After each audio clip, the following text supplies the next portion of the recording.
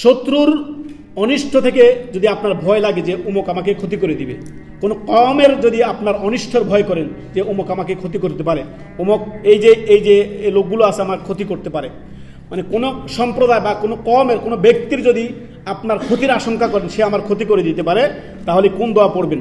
শত্রুর অনিষ্ট থেকে বাঁচার জন্য যে দোয়াটা পড়বেন, নবী সাল্লাল্লাহু আলাইহি সাল্লাম, সহিহ বুখারী মুসলিমের হাদিস, সহিহ আপনার মুসলিমের হাদিসটি রয়েছে, হাদিস নাম্বার 3005, শেখ আলবানী সহিহ আবু দাউদে তিনি উল্লেখ করেছেন, আপনার 1537 নম্বর হাদিস।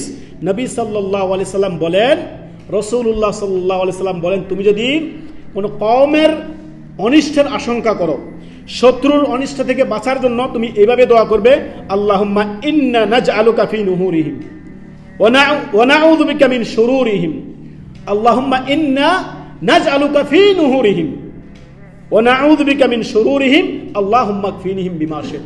দোয়াটি কি? আমি আবারও একবারে সংক্ষিপ্তভাবে বলছি।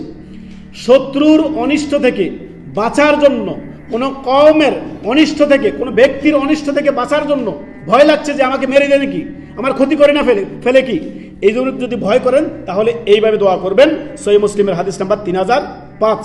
নবী সাল্লাল্লাহু আলাইহি সাল্লাম শিক্ষা দিয়েছেন, আল্লাহুম্মা ইন্না নাজআলুকা ফি নুহুরিহিম ওয়া নাউযু বিকা মিন শুরুরিহিম। যত অনিষ্ট রয়েছে, যত শার রয়েছে, আল্লাহর কাছে, আল্লাহ তাদের সামনে রবকে রাখতেছেন আপনি, আল্লাহ তাদের আপনি ডিফেন্সের জন্য যথেষ্ট হন।